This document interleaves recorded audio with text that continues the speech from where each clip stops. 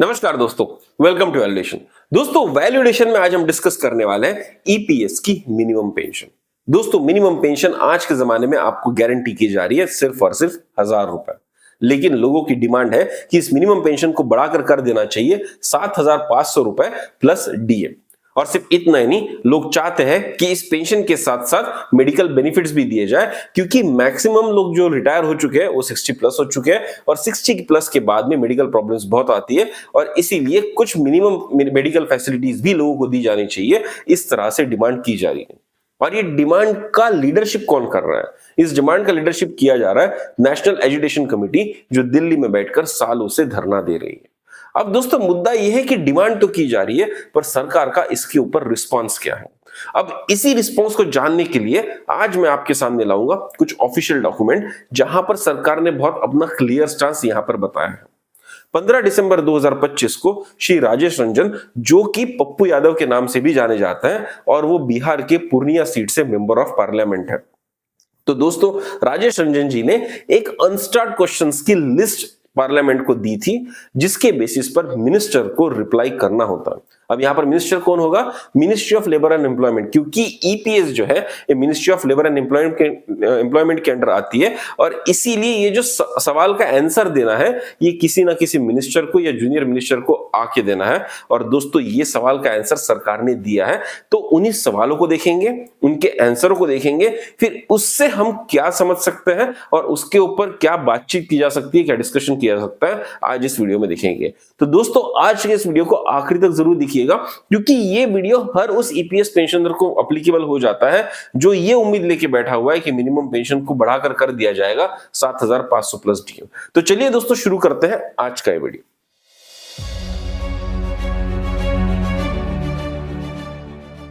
अब दोस्तों जैसे कि आप स्क्रीन पर देख पा रहे हैं, ये देखिए, ये है unstarred question number 2510 to be answered on 15/12/2025 और ये सवाल किसने पूछा था? श्री राजेश रंजन। अब दोस्तों इस सवाल का जो टॉपिक था वो था action on demand of EPS 95 pensioners और जो सवाल यहां पर पूछे गए थे वो थे, will the ministry of labour and employment be please to state the reasons for the delay in increasing the minimum pension of employees pension scheme from rupees 1000 to a respectable amount of rupees 7500 plus dearness allowance with free medical facilities and implementing the pension fixation as per the decision of Honorable Supreme Court dated 4/10/2016 and 4/11/2022। अब दोस्तों 4/10/2016 का reference RC Gupta case से दिया गया है और 4/11/2022 का reference दिया गया सुनील कुमार केस से, जहां पर हायर पेंशन के लिए फाइनल वर्डिक्ट आया था। जो दूसरा सवाल इन्होंने पूछा वो है, whether the government is aware that around 78 lakh EPS pensioners across the country are facing severe financial crisis in their old age and have been demanding justice from the government by staging peaceful agitations for years, and many old age pensioners died during the agitation, and if so the details thereof। तो यहां पर पूछा गया है कि भाई तकरीबन 78 lakh pensioners है जो पूरे देश भर में वेरी डिफिकल्ट फाइनेंशियल सिचुएशन को फेस कर रहे हैं, क्योंकि पेंशन सफिशिएंट नहीं मिल रही और सालों से इसके लिए धरना किया जा रहा है, इस पे जस्टिस मांगा जा रहा है। तो क्या सरकार को कुछ इसके बारे में पता है? क्या सरकार को पता है कि कई सारे लोग एजुटेशन करते करते ही स्वर्गवासी हो चुके हैं? और अगर सरकार को पता है तो उसकी डिटेल सरकार दे। तीसरा सवाल यहां पर पूछा गया है, whether the government expedite action on the demand of EPS 95 National Education Committee and fixed timeline for increasing minimum pension to 7500 family pension along with medical facilities, and if so the details thereof।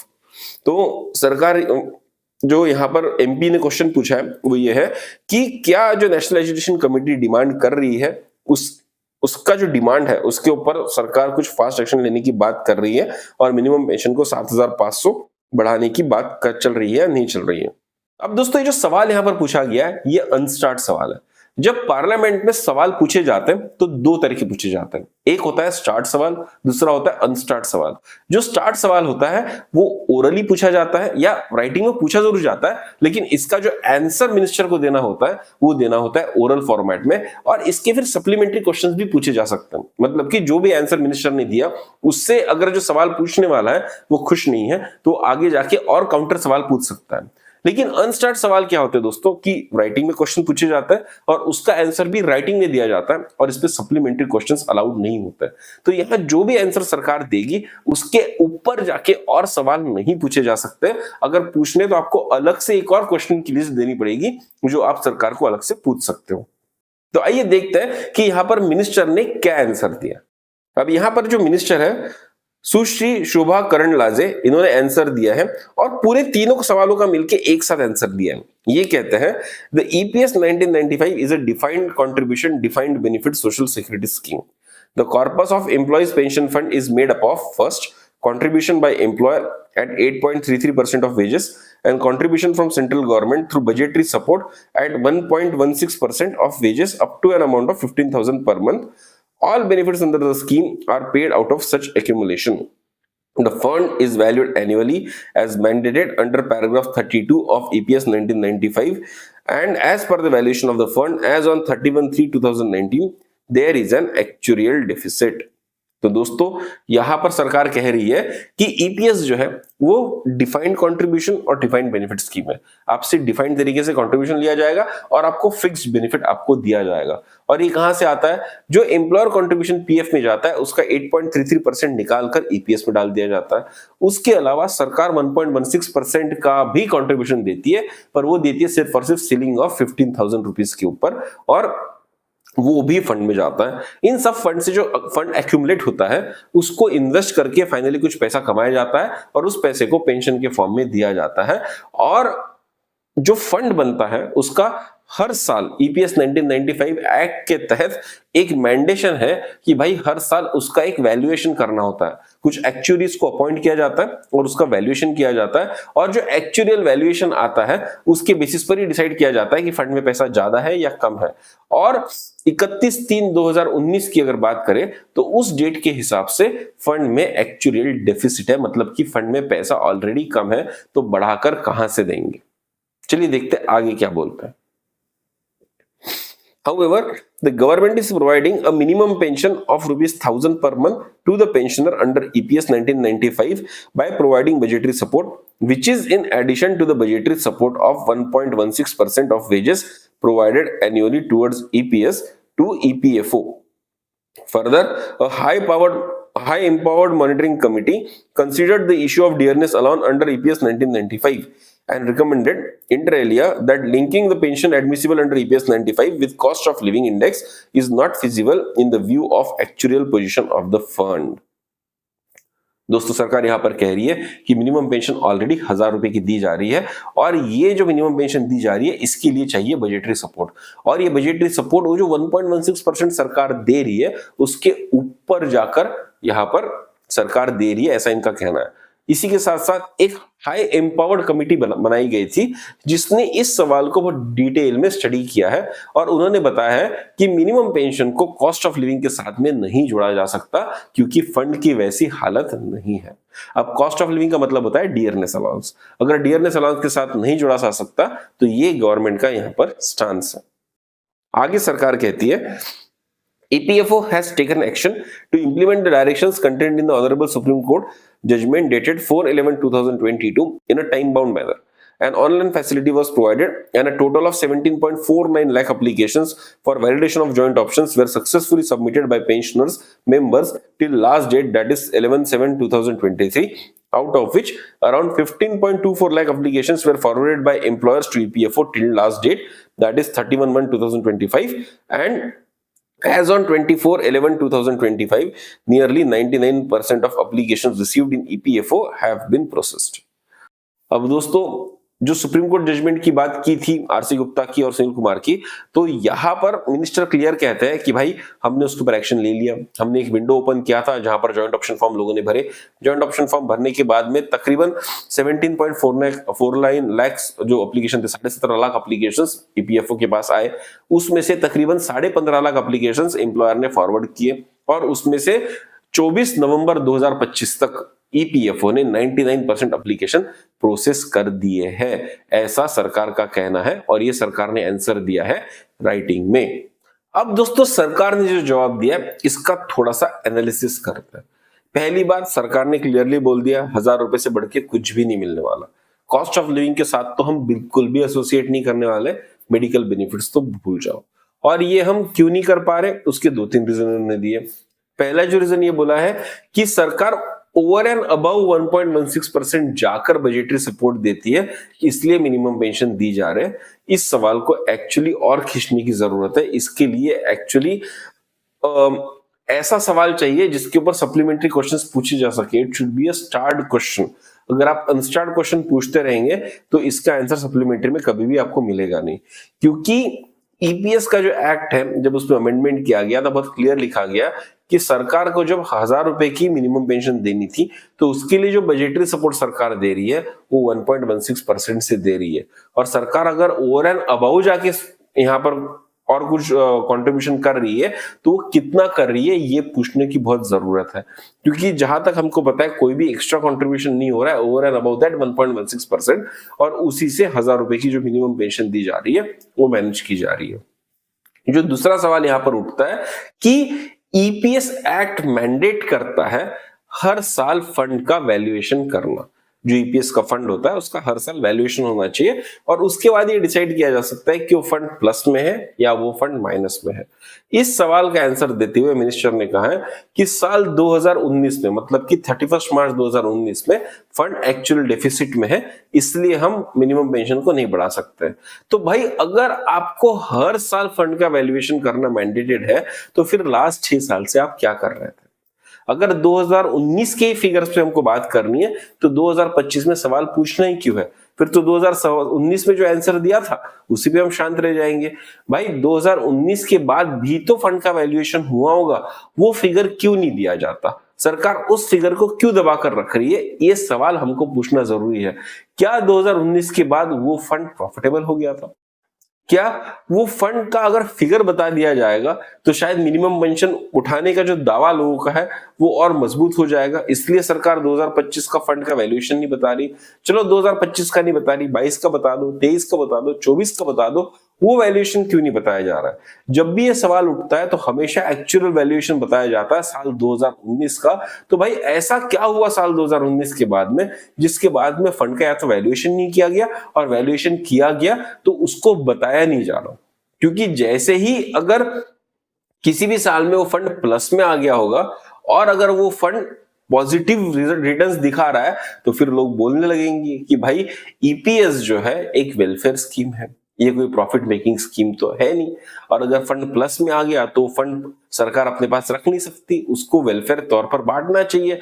और फिर ये higher pension की जो demand है दोस्तों, और या minimum pension को जो हायर करने की डिमांड है दोस्तों, ये एक्चुअली वैलिड लगने लग जाएगी। और इसीलिए शायद सरकार करंट फिगर्स नहीं बता रही। तो मेरी सरकार से गुजारिश है कि बहुत ट्रांसपेरेंट होके वो फिगर्स बता दे। उसमें ऐसा क्या है भाई, लोगों का पैसा है, पब्लिक फंड है, पब्लिक वैल्यूएशन होता है, पब्लिक वैल्यूएशन पब्लिक को पता होना चाहिए। उसके बाद अगर आप ये बोल देंगे कि फंड सही नहीं है, फंड की वैल्यू कम है, तो हम मान लेंगे, उसमें कौन सी दिक्कत है। लेकिन अगर आप फंड की वैल्यू बार बार 2025 के सवाल को भी 2019 का ही रेफरेंस देते रहेंगे तो फिर यहां पर सवाल उठाने वाली बात बन जाती है। तो मेरी एमपी से फिर से गुजारिश रहेगी कि अगले बार जब सवाल उठाए तो क्लियरली पूछे कि फंड का 2025 का जो वैल्यूएशन है एज ऑफ डेट वो क्या है, और उसके बाद दोस्तों फिर हायर पेंशन या मिनिमम पेंशन का सवाल उठाए, वरना सरकार तो गोल गोल घुमाने में माहिर है। तो यहां पर मॉरल ऑफ द स्टोरी है कि हमने जो सवाल पूछे इसके ऊपर अगर आगे जाके किसी एमपी को सवाल पूछना चाहिए तो उसमें 2 फैक्टर डेफिनेटली ऐड करने चाहिए। पहला ये कि भाई ये जो 1.16% के ऊपर जाके सरकार कंट्रीब्यूशन करने की बात कर रही है तो वो कितना कंट्रीब्यूट कर रही है और उसका प्रूफ मांगना चाहिए। सेकंड बात, दूसरा, जैसे कि मैंने अभी आपको कहा कि जो एक्चुअल वैल्यूएशन है फंड का वो 2025 का क्या है या 2024 का क्या है, क्योंकि एक साल पीछे चलता है वैल्यूएशन, तो 2024 का क्या है और क्या वहां पर सरप्लस दिखा रहा है या नहीं, ये यहाँ पर क्लियरली एमपीज को पूछना चाहिए। ये शायद आगे आने वाले सवाल के लिए बहुत इंपॉर्टेंट पैरामीटर हो सकता है। अब रही बात जो तीसरा पार्ट बताया हायर पेंशन को लेके कि भाई 17.5 लाख एप्लीकेशन आए थे, जिसमें से 15.5 लाख एप्लीकेशन ईपीएफओ के पास पहुंचे और उसमें से 99% जो एप्लीकेशंस है वो प्रोसेस हो गए। अब दोस्तों जो 99% का फिगर है, ये कभी एक बार पूछा गया था तो पता है आंसर क्या दिया गया? उसमें ये दिया गया कि सिर्फ हार्डली लाख 2 लाख लोगों को ही पेंशन मिल रही है, बाकी जो लाख 2 लाख एप्लीकेशंस और बचे हुए उसके ऊपर अभी तक कोई एक्शन नहीं लिया गया है। और जो बाकी के जो 10.5 लाख एप्लीकेशंस है वो एग्जेम्प्टेड ट्रस्ट के नाम पे डेटा नहीं आया इसके नाम पे रिजेक्ट कर दिए। अब 10.5 लाख एप्लीकेशंस रिजेक्ट कर देने को अगर 99% प्रोसेसिंग कहा जा रहा है तो भाई ये चीजों को देखने का बहुत गलत नजरिया हो सकता है। अब मैं इस चीज को गलत क्यों बोल रहा हूं? हो सकता है ईपीएफओ इस बात को चैलेंज कर ले कि भाई आप गलत कैसे बोल सकते हो, हमने प्रोसेस तो कर दिया। हाँ, आपने प्रोसेस कर दिया, लेकिन आपका जो कर्तव्य पूर्ण मैंडेट था, सरकार ने जो आपको मैंडेट दिया है, जनता ने जो आपको मैंडेट दिया है, वो क्या था? ईपीएस फंड जब लाया गया था तो सोशल वेलफेयर के लिए लाया गया था। तो किसी भी सोशल वेलफेयर स्कीम में सुप्रीम कोर्ट का भी स्टांस बार बार ये रहा है कि भाई जब भी कोई ऑफिसर किसी वेलफेयर स्कीम के ऊपर डिसीजन लेता है तो कोशिश की जाए कि उस वेलफेयर स्कीम के डिसीजन का जो टिल्टिंग होगा वो होगा लोगों के फेवर में, जनता के फेवर में, सोशल वेलफेयर के फेवर में। लेकिन जब आप 10.5 लाख एप्लीकेशन सिर्फ ये कहकर रिजेक्ट कर देते हो कि एग्जेम्प्टेड ट्रस्ट के रूल्स आपको अलाउ नहीं करते, ये नहीं करते, वो नहीं करते, आपका डेटा पूरा नहीं है, तो भाई ये जो एग्जेम्प्टेड ट्रस्ट के रूल्स है ये आप ही के जो मॉडल रूल्स होते हैं ट्रस्ट बनाने के लिए उसी को फॉलो करके बनाए जाते हैं। बार बार केरला हाई कोर्ट में, supreme court, Calcutta high court में, मद्रास हाई कोर्ट में, अलग अलग जगह पर यही चीज बार बार हाई कोर्ट्स ने भी बताई है कि भाई एग्जेम्प्टेड ट्रस्ट के रूल्स जो है वो प्रोविडेंट फंड के लिए लागू होते हैं, ईपीएस के लिए लागू नहीं होते। ईपीएस में ऐसा कोई भी रूल नहीं है। एग्जेम्पशन जो दिया गया है वो प्रोविडेंट फंड के लिए दिया गया है, ईपीएस के लिए नहीं दिया गया है। तो कृपया करके बार बार ये मत बताइए कि एग्जेम्प्टेड ट्रस्ट के रूल्स अलाउ नहीं करते इसलिए हम हायर पेंशन नहीं दे देंगे। 2-2, 3-3 हाई कोर्ट्स ने बता दिया है। रिसेंटली बीएल के एम्प्लॉयज के केस में तेलंगाना हाई कोर्ट ने भी ये जजमेंट दे दिया है और अब उसका ऑर्डर बहुत जल्दी वापस आने वाला है। तो सारे हाई कोर्ट एक एक करके, कोई भी जो हाई कोर्ट है वो ईपीएफओ के फेवर में यहां पर नहीं जा रहा है, वो सिर्फ और सिर्फ पेंशनर्स के फेवर में जा रहा है। पता है क्यों? क्योंकि कोर्ट का हमेशा ये मानना होता है कि कोई अगर वेलफेयर स्कीम है और उसके ऊपर अगर कोई डिसीजन लिया जा रहा है तो वो डिसीजन एम्प्लॉयज के या जनता के फेवर में टिल्टेड होना चाहिए, अनलेस एंड अनटिल बहुत क्लियर मैंडेट हो कि भाई आप उनके फेवर में नहीं जा सकते। लेकिन अगर जहां पर एम्बिग्विटी आ जाती है तो एम्बिग्विटी में बेनिफिट ऑफ डाउट जो है वो जनता को दिया जाना चाहिए। तो भाई आप 10.5 लाख से ज्यादा एप्लीकेशन रिजेक्ट कर चुके हैं और उसको अगर अपना अचीवमेंट बता रहे हो कि हमने 99% एप्लीकेशन प्रोसेस कर दिए, तो भाई फिर तो धिक्कार है, क्योंकि आप सोशल वेलफेयर नहीं कर रहे, आप अपने मैंडेट से हटके जा रहे हैं। और जब आप बोल रहे हो कि बजटरी सपोर्ट पूरा नहीं पड़ता, बजटरी सपोर्ट पूरा नहीं पड़ता, तो मुझे एक बात बताइए, फिर ये जो आयुष्मान भारत योजना चलती है जहां पर कोई कुछ भी कंट्रीब्यूशन नहीं करता, वो कैसे दी जाती है? वो इसलिए दी जाती है कि वहां पर वोट बैंक की पॉलिटिक्स आ जाती है। अगर आप वो नहीं देंगे तो वोट आपको मिलेंगे नहीं। वही जब सेंट्रल गवर्नमेंट एम्प्लॉयज बार बार बोलते हैं कि ओपीएस दे दो, ओल्ड पेंशन स्कीम दे दो, ओल्ड पेंशन स्कीम दे दो, ओल्ड पेंशन स्कीम दे दो, तो कई स्टेट गवर्नमेंट्स के जब इलेक्शन होते हैं तो सारी पार्टियां ये दावा करने लगती है कि हम ओल्ड पेंशन स्कीम दे देंगी, और जब वो चुन कर आती है तो उनको ओल्ड पेंशन स्कीम दे भी देते हैं। जबकि ओल्ड पेंशन स्कीम बंद ही इसलिए की गई थी कि भाई ओल्ड पेंशन स्कीम पे सरकार पे बर्डन आ रहा था, वेलफेयर करते करते सरकार की कमर टूट जा रही थी, और इसका पूरा पूरा साइंटिफिक डेटा सरकार के पास था, इसलिए 2004 में ओल्ड पेंशन स्कीम बंद करके एनपीएस लाई गई थी। लेकिन जब आपने देखा कि भाई जब हम ओल्ड पेंशन स्कीम को नकार रहे, लोगों को बोल रहे हैं कि नहीं एनपीएस ही देंगे, एनपीएस ही देंगे, तो जो सेंट्रल गवर्नमेंट एम्प्लॉयज है उन्होंने आपके लिए वोट डालना बंद कर दिया। और जैसे ही उन्होंने वोट डालना बंद कर दिया तो सरकार के परखच्चे उड़ गए, और उसके बाद सरकार लेकर आई यूपीएस।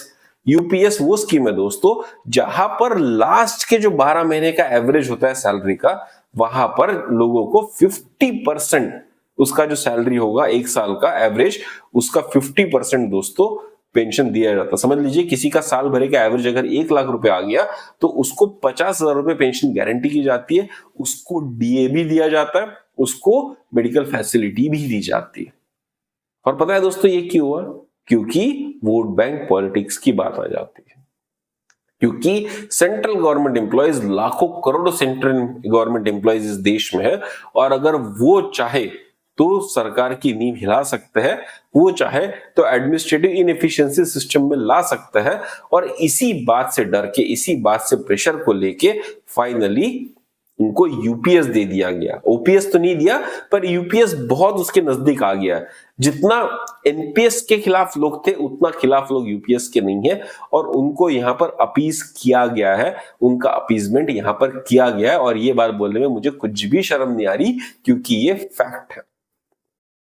जैसे ही सरकार ने देखा कि बहुत सारी स्टेट गवर्नमेंट में, हिमाचल में, पंजाब में, जहां जहां पर कांग्रेस ने ये दावा किया था कि मोल्ड पेंशन लाएंगे, वहां पर कांग्रेस की सरकारें आई, और तब जाके सेंट्रल गवर्नमेंट को लगने लगा कि भाई इसी तरह से अगर हम चलते रहे और अपोजिशन पार्टीज अगर ओपीएस की बात को मानते रह गए, तो भाई हमारे परखच्चे उड़ जाएंगे, स्टेट गवर्नमेंट से हमारा नामोनिशन उठ जाएगा, हो सकता है सेंट्रल से भी हमारा नामोनिशन उठ जाए। और फाइनली सरकार ने कॉल लिया कि हम यूपीएस देंगे, लास्ट के 12 महीने का 50% जो है हम गारंटी करेंगे बेसिक प्लस डीए का, और उसको डीए से लिंक भी कर देंगे ताकि पेंशन आगे जाके बढ़ते रहे। और उसके लिए जो कंट्रीब्यूशन लगेगा वो हम बढ़ के देंगे। ये बात बहुत इंपॉर्टेंट है, ये बात आपको नोट करने की जरूरत है। जो भी लोग मेरे ऑडियंस जो है इस बात को सुन रही है, उनके बात सुनने की जरूरत है। जब एनपीएस होता था तो एम्प्लॉय कंट्रीब्यूशन होता था 10% का, सरकार डालती थी 14% का एडिशनल, मतलब 24% का कंट्रीब्यूशन आता है। और इसीलिए एनपीएस में डीए लिंक नहीं हुआ करता था। एनपीएस जो एक फिक्स मिलती थी वो फिक्स मिल जाती थी। लेकिन जब यूपीएस में डीए लिंक कर दिया गया, तो पता है सरकार ने कितना कंट्रीब्यूशन किया? सरकार ने कंट्रीब्यूशन बढ़ा दिया 10+10+8.5%।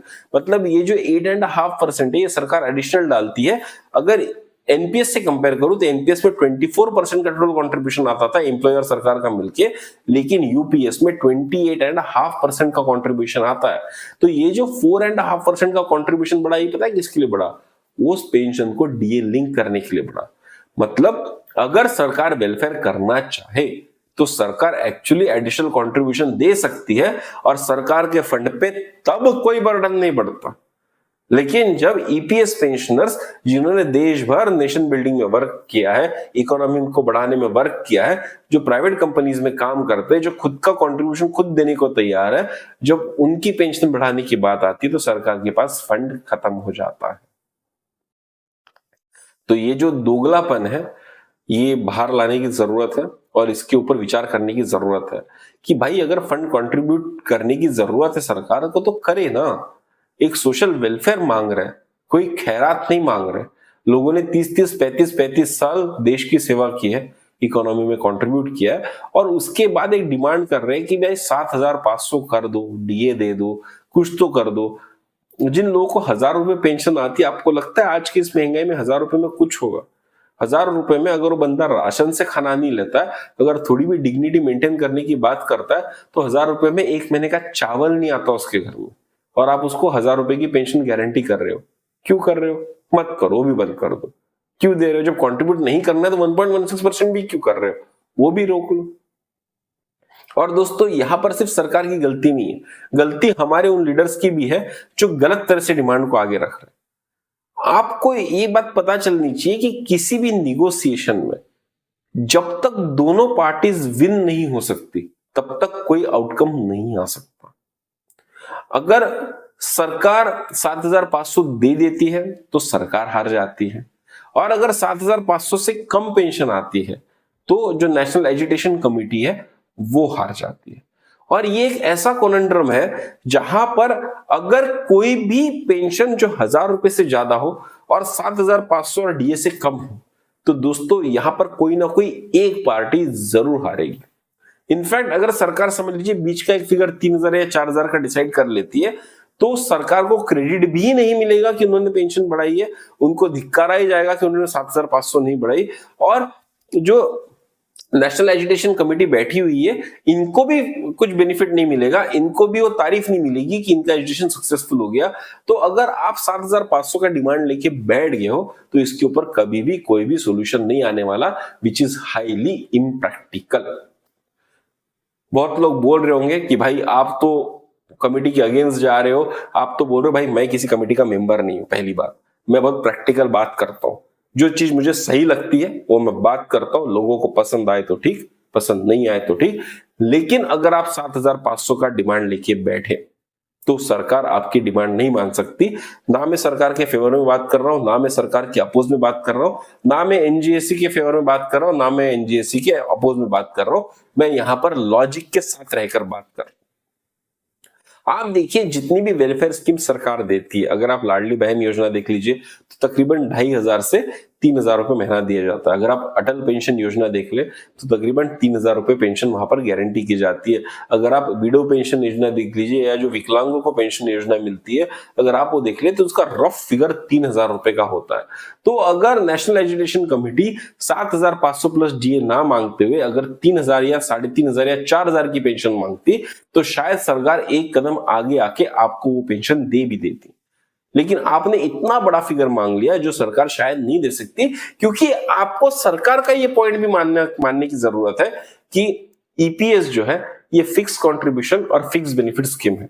एक defined contribution defined benefit scheme है और उसके ऊपर अगर कुछ भी देना है सरकार को तो उसके लिए बजटरी सपोर्ट लगेगा।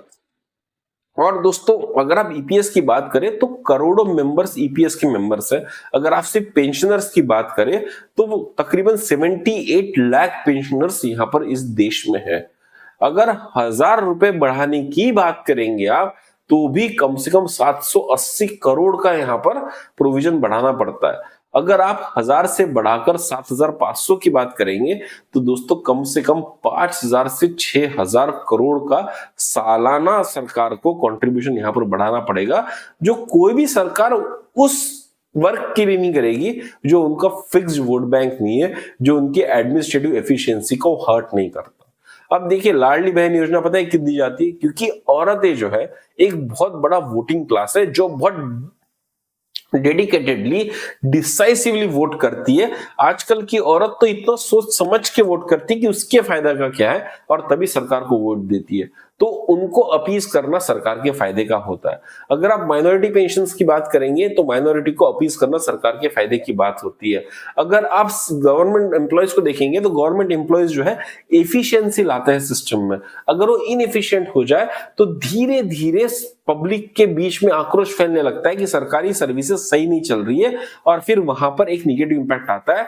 इसलिए उनके लिए सेंट्रल गवर्नमेंट एम्प्लॉयज भी एक बहुत बड़ा वोट बैंक है। लेकिन आप सीनियर सिटीजन्स को देखिए, हम किस तरह का वोट बैंक है। मैं तो सीनियर सिटीजन नहीं हूं तो मैं थर्ड पार्टी एंगल से आपको बताता हूं आप किस तरह का सीनियर सिटीजन वोट बैंक है। आप कोई वोट बैंक ही नहीं है, क्योंकि पहली बात तो आप स्कैटर्ड है, दूसरी बात तो आधे सीनियर सिटीजन वोट डालने नहीं जाते, तीसरी बात अगर लोगों के बीच में इतना भी नहीं है कि भाई जो कमेटी वहां बैठी है उसको सपोर्ट करे, जो लोग यूट्यूब पे आपके लिए बात कर रहे हैं उसको सपोर्ट करे, उनको सब्सक्राइब करे, उनका वीडियो शेयर करे ताकि ज्यादा से ज्यादा लोगों तक पहुंचे, नहीं, ऐसा हमको कुछ भी नहीं करना। और मैं मेरे प्रैक्टिकल एक्सपीरियंस से बता रहा हूं, मैं ऑलमोस्ट 3 साल से ईपीएस के ऊपर बात कर रहा हूं, लेकिन सीनियर सिटीजन्स ऐसे वीडियोस को प्रमोट ही नहीं करते, शेयर ही नहीं करते जो उनके फायदे की बात कर रहे हैं। अरे आप आपके लिए उठने वाली आवाज को सपोर्ट नहीं करते तो आप किस तरह का वोट बैंक है। और वो जो लोग वहां दिल्ली में बैठ के एजुटेशन कर रहे हैं, मुझे उन पर दया आ रही है कि वो किन के लिए एजुटेशन कर रहे हैं, क्योंकि भाई लोग उनके साथ ही है, लोग उनसे अपेक्षा बहुत करते पर लोग उनके साथ नहीं है। क्या कभी आपको लगा कि भाई ये जो डिमांड है इसके लिए अगर मैं कभी दिल्ली जाऊंगा तो एजुकेशन कमेटी जहां बैठ के धरना करती है मैंने वहां जाना चाहिए, मैंने इनसे मिलना चाहिए, 2 शब्द उनके एप्रिसिएशन में कहना चाहिए, उनको बधाई देनी चाहिए कि भाई आप इतने दिन से हमारे लिए यहाँ पर कुछ कर रहे हो, हमारे लिए लड़ रहे हो।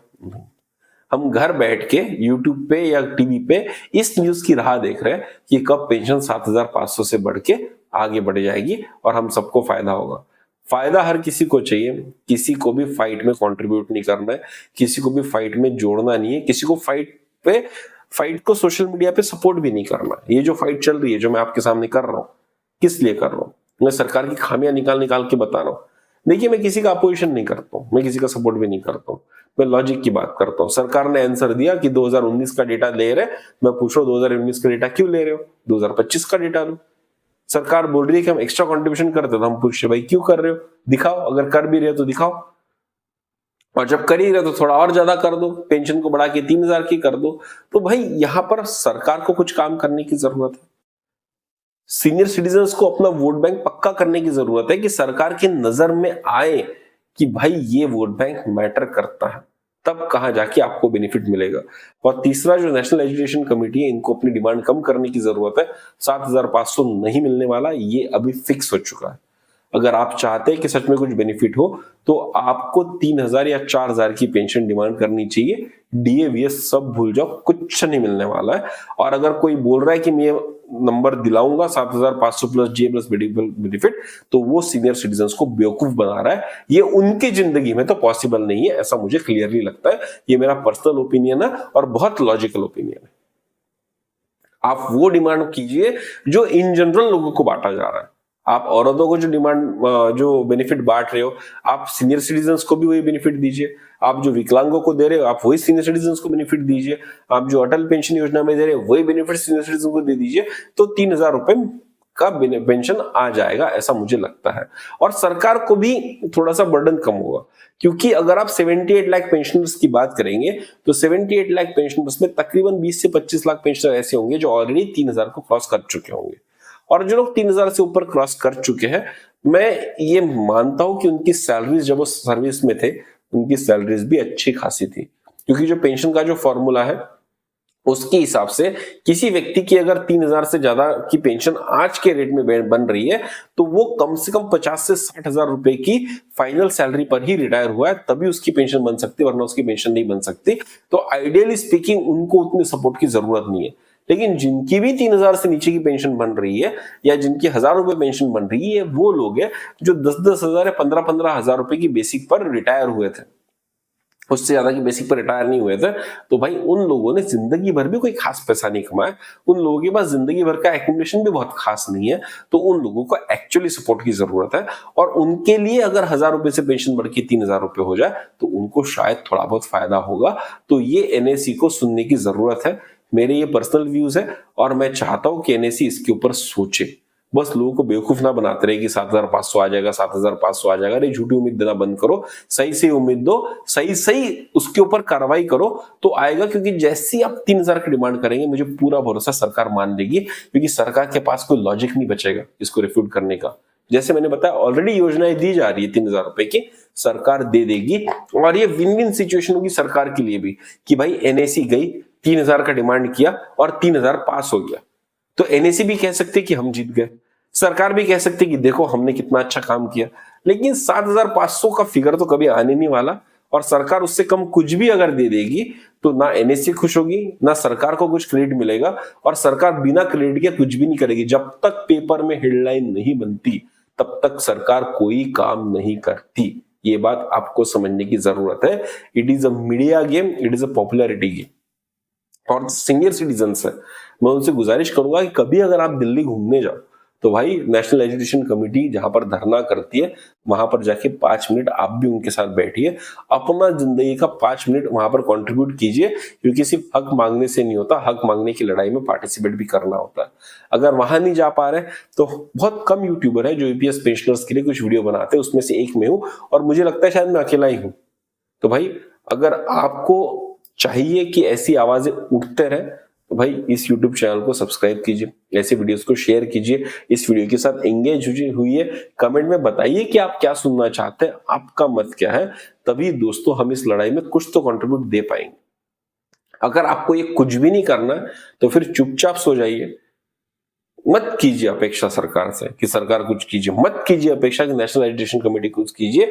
क्योंकि जो आदमी खुद की मदद नहीं कर सकता उसकी कोई मदद इस दुनिया में नहीं करता। अगर आप एक सब्सक्राइब का बटन तक नहीं दबा पा रहे, अगर आप एक कमेंट तक नहीं डाल पा रहे, तो फिर आप खुद की मदद क्या, आप किसी की मदद करने लायक नहीं है। तो फिर आपको बेनिफिट नहीं मिलेगा। शब्द मेरे हार्श है और अगर आपको चुभ रहा है तो चुभने चाहिए। क्योंकि जब तक आप अनकंफर्टेबल नहीं होंगे तब तक आप जागेंगे नहीं, और जब तक आप जागेंगे नहीं हम एक सीरियस वोट बैंक नहीं होंगे। और जब तक हम एक सीरियस वोट बैंक नहीं होंगे तब तक हमारे लिए कोई बेनिफिट ये सरकार नहीं देने वाली। तो दोस्तों, हो सकता है कि मेरे वचन थोड़े से कड़वे हो सकता है कि मेरे एनालिसिस में कोई फ्लॉ हो। अगर आपको लगता है तो कमेंट में बताइए, सुनूंगा मैं आपकी बात। और अगर आपको लगता है कि मेरे विचार सही है तो भी कमेंट में बताइए। चलिए, उतना ही सपोर्ट मुझे हो जाएगा। आज तक अगर आपने सब्सक्राइब नहीं किया तो सब्सक्राइब कर दीजिए, उससे थोड़ा बहुत बेनिफिट हो जाएगा। सी आप सब्सक्राइब नहीं भी करेंगे तो कुछ कुछ वीडियोस तो मैं बनाते ही रहूंगा, लेकिन कुछ दिन बाद जब मुझे लगता है कि लोगों का इंटरेस्ट खत्म हो जाएगा तो धीरे धीरे ये लड़ाई खत्म हो जाएगी। धीरे धीरे मैं भी शायद किसी और टॉपिक की तरफ बढ़ जाऊंगा और फिर होगा ये कि एकमात्र आवाज जो आपके लिए उठ रही है वो भी शायद धीरे धीरे बंद हो जाएगी। क्योंकि क्या होता है, जब किसी को ऐसा कंटेंट चाहिए ही नहीं तो कंटेंट बना के फायदा क्या, और किसी को अगर ऐसा कंटेंट चाहिए तो उसको बताना होगा कि मुझे कंटेंट चाहिए, सब्सक्रिप्शंस बढ़ने चाहिए, कमेंट्स आने चाहिए, वीडियो शेयर होने चाहिए। और अगर ये सब नहीं हो रहा है तो धीरे धीरे हमारे समान जो आवाज उठाने वाले लोग हैं, जो कंटेंट क्रिएटर हैं, हमारा मोटिवेशन भी कम हो जाता है। तो ये आपकी मॉरल जिम्मेदारी बनती है कि कोई आदमी अगर आपके लिए लड़ रहा है, आपके लिए आवाज उठा रहा है, इस मॉडर्न एज में जो चीज आप नहीं कर सकते कोई एक यंग बच्चा आके आपके लिए कर रहा है, तो आपको उसको सपोर्ट करना चाहिए। तो मैं उम्मीद करता हूं कि इस वीडियो को देखने के बाद आप हमारे चैनल को सब्सक्राइब जरूर करेंगे, कमेंट जरूर करेंगे, वीडियो को लाइक जरूर करेंगे। तो चलिए दोस्तों, जल्दी मिलेंगे एक नई सच्चाई के साथ, कुछ कड़वे फैक्ट्स के साथ, एक नए डिस्कशन के साथ। तब तक के लिए सब्सक्राइब करते रहिए हमारा चैनल वैल्यू एडिशन। धन्यवाद।